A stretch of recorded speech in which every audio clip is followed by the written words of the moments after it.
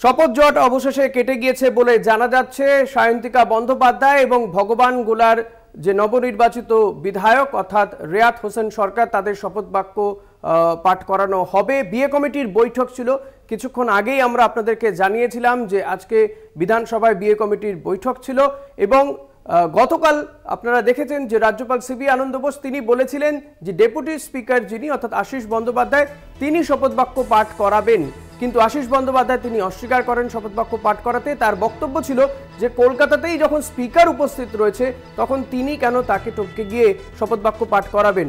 ফলত বিয়ে কমিটির যে বৈঠক ছিল সেই বৈঠক থেকে মনে করা বা জানা যাচ্ছে যে এই জটিলতা কেটে গিয়েছে। দেবজ্যোতি ঘোষ রয়েছেন আমার সঙ্গে টেলিফোনে। দেবজ্যোতি, ঠিক কি জানা যাচ্ছে?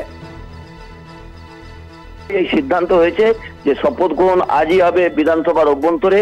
বিশেষ অধিবেশনের শুরুর পরেই কিন্তু শপথ বাক্য পাঠ করানোর কথা ডেপুটি স্পিকার আশিস বন্দ্যোপাধ্যায়ের, কিন্তু তিনি যেহেতু বিধানসভার স্পিকার বিমান বন্দ্যোপাধ্যায় হাউসে উপস্থিত থাকবেন, তিনি শপথ বাক্য পাঠ করাবেন কিনা তা কিন্তু এখনো পরিষ্কার নয়। তবে স্পিকার বিমান বন্দ্যোপাধ্যায় এখনো পর্যন্ত কিছু বলেননি। তবে শপথ নিয়ে যে জটিলতা চলছিল সেই জটিলতার কিন্তু প্রাথমিক সমাধান হলো।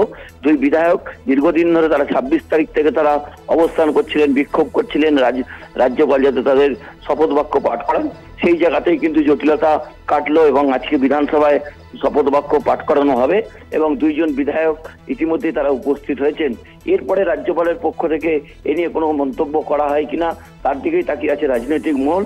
যদিও যে আইন রয়েছে, সংবিধান রয়েছে, সেখানে কিন্তু যে এবং বিধানসভার যে কার্যপ্রণালী রয়েছে তাতে কিন্তু বিশেষ ক্ষেত্রে বিধানসভায় শপথ গ্রহণ করানো যায় এবং সেটাকেই সেই সংস্থানকে সামনে রেখেই কিন্তু আজকে বিধানসভার শপথ গ্রহণ হবে।